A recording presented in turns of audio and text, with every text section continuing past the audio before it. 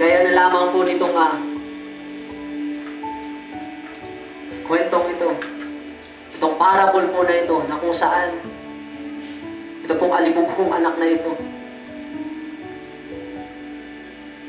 Kung babasahin po natin, napakapastos nitong anak na ito. Kasi buhay pa yung magulang niya. Kinukuha niya na yung kayamanan. Which is hindi po dapat ganun. Pero ito pong alibughong anak na ito, mga kapatid, pinilit niya. Ama, ibigay mo na yung aking mamanahin.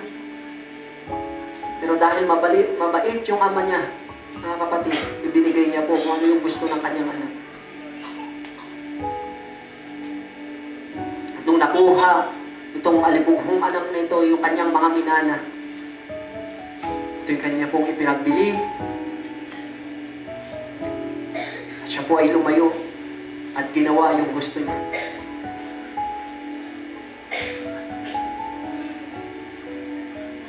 At doon po niya nilustay lahat. Nagpakasasa siya sa layaw ng kanyang laman.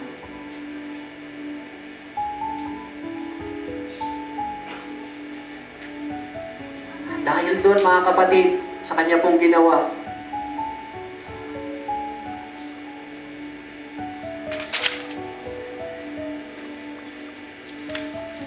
natuto rin po siya sa kanya pong ginawa. Yun yung kanyang tatay na napakabait. Sige, bigay mo yung gusto mo.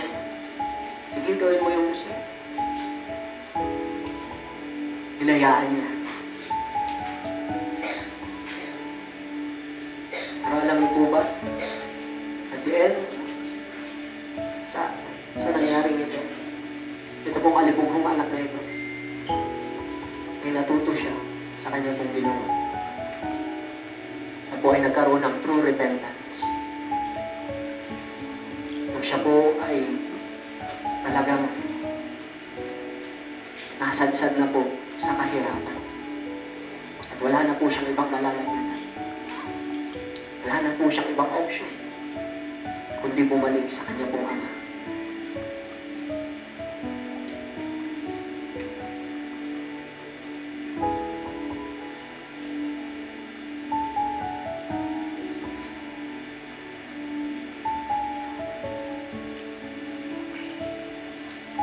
Tatay na ito. Nung bumalik yung anak niya, ay hindi po niya kinondem. Tama ba? Nabasa niyo na po ba itong parabolang ito? Itong tatay na ito, hindi niya po kinondem yung kanyang anak. Hindi niya sinabi. Napakapastos mo. Diba? Hindi niya sinabing gano'n. Hindi niya tinignan kung ano yung kanyang ginawa. Ang tinignan ng kanyang ama ay kung papaano po bumalik yung kanyang anak na tunay nga nagsisisi sa lahat ng kanyang ginawa. Diba? Ang kanyang ama ay laging nag-aantay. Lagi siyang dumudungaw. Kung yung anak niyang pangyan ay makita niya na naglalakad patungo sa kanya. Lagi siyang, pero hindi siya nawawala ng pag-asa. Dahil na mahal niya yung kanyang anak niya. Hindi niya kinonten yung anak niya. Pagkos, ang ginawa niya, nung siya po, itong anak na ito ay nakarealize.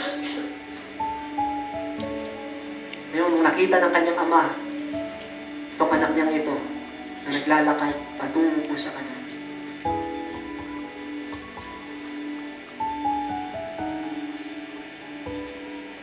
Ay tayo naman. Sabi niya. Pero nung nakita niya, itong anak niyang ito, hindi niya kinonten. Hindi siya kinonten. Nakita niyang papalakad. Ano? Ano ang ginawa ng kanyang ama? Tumakbo siya. Palapit sa kanyang anak.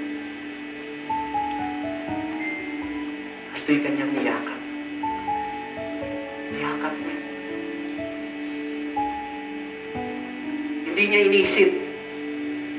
O hindi niya sinabi ng baho-baho mo dahil nga nagtrabaho sa pabuyan ng kanyang anak. Hindi niya sinabi na maligo ka muna. Kundi ang ginawa ng kanyang ama, hindi niya na pinansin yun. Hindi niya tinignan kung ano yung mga pagkakamali niya.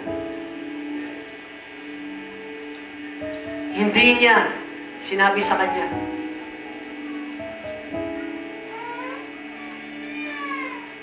hindi niya isinumbat yung kanyang ginawa.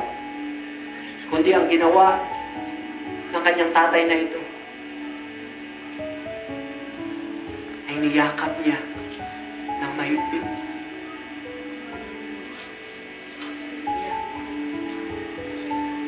Tuwang-tuwa yung kanyang ama nung nakita niya na bumalik yung kanyang anak na buhay. Nakita niya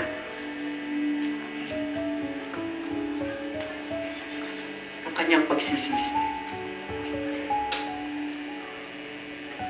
Thank you, anak.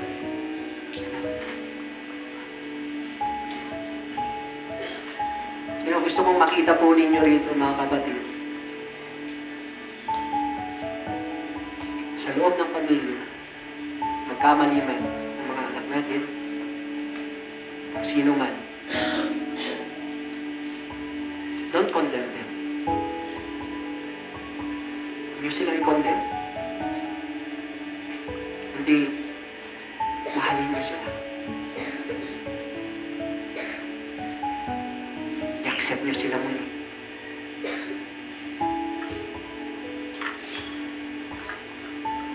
Huwag niyo silang sipain. Huwag niyo silang itulak papalabas. Dahil wala na silang option. Kundi ang bumalik, muli.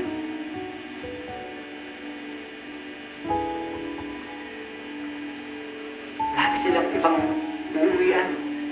Kundi kayo na alam nila na siyang makakaintindi, makakaunawa